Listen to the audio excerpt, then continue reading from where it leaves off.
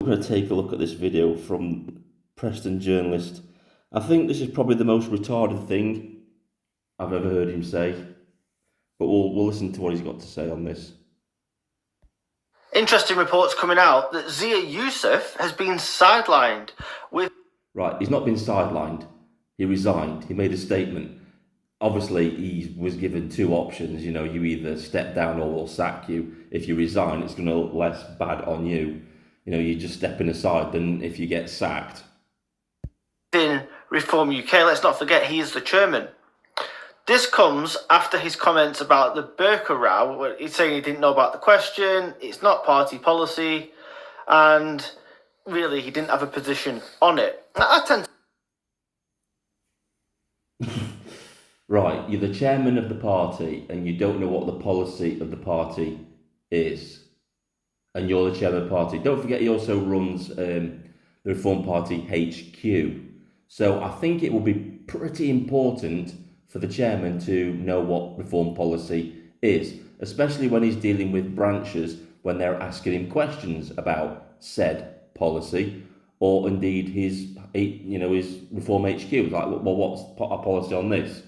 Surely the chairman of the party who runs the HQ should know about Reform Party policy. Believe in point of view, he doesn't have any say what they ask in Parliament. And although Sarah Poachin asked a very pertinent question... Yeah, he said he didn't know what happened, he didn't even know the question was being asked in Parliament. But a statement came from Reform HQ, which he is in charge of, stating that banning the burqa wasn't Reform Party policy. So he would have had to have authorised that statement, wouldn't he? Whether it came from him or a spokesperson, he would have had to have authorised that for that statement to go out. That started off quite a serious debate about whether the burqa should be banned or not. She didn't do Zia Yusuf any favours, because this guy is not going to, I don't think, speak against the burqa because, he's a Muslim. Rumours are that...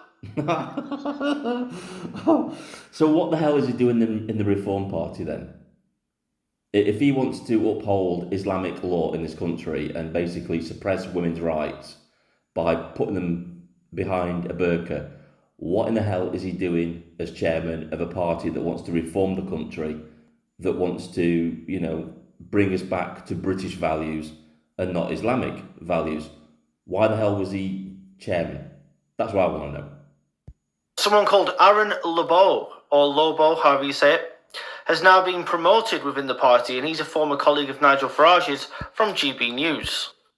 So that means if this Lobo guy is going to be chairman, then that means it's just going to be another yes man. If Nigel Farage has appointed him, it's going to be somebody he knows that won't challenge Nigel Farage on anything. It's going to be another yes man. Nothing's going to change within the party. We're going to be back to square one with that, in that regard. Unlike some people who watch this channel and others that unsubscribe every time I mention his name, I'm not totally dead set against the guy. I don't think... Oh, God. Oh, I hope he's talking about Zia Yusuf. You're not totally dead against Zia Yusuf. The guy's been an absolute thorn in the side of the Reform Party. He really has. You can just turn on someone and turn on a party just like that, because I think...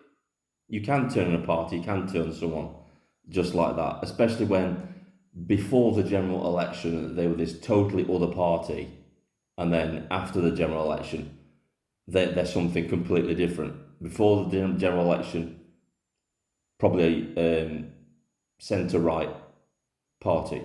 After the general election, the Liberal Democrats. So yeah, you can turn on a party, and that's exactly what happened. A lot of people did turn on the party.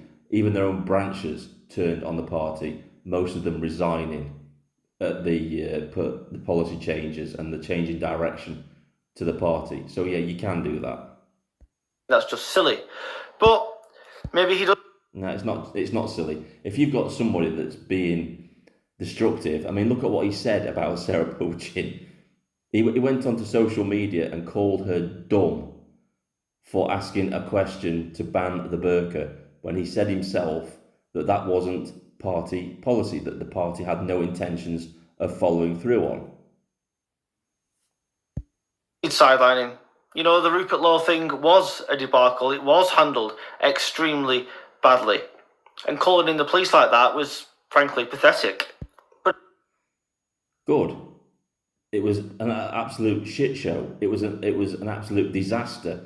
It was abhorrent the way that these people treated Rupert Lowe. It was absolutely disgusting. They're the words I would use when describing the Reform Party and that whole situation. again, whether you like him or not, he's a good public speaker. He's an articulate. Oh God. It doesn't matter if you're a good public speaker. It's can you do the job?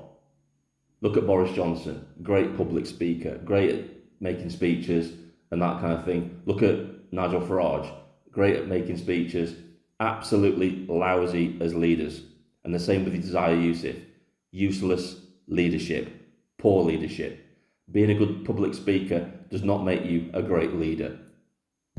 Guy, he's good in front of the cameras when he has to debate people.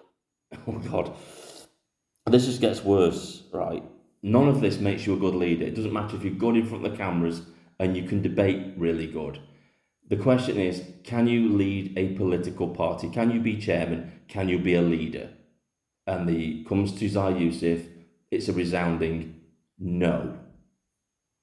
So I wonder now how it's going to impact the party. Maybe not in the polling, because, you know, it's not affected the polling whatsoever. But what about financially? This guy has put a lot of money in, and he is a wealthy guy. Well, he said in his resignation, I suppose you could call it a resignation tweet, he said he worked as an unpaid volunteer. So what money did he put in? I wonder. Anyway, this is Preston Journalist with a hugely poor take on this situation, in my opinion. This is Vindicator signing off.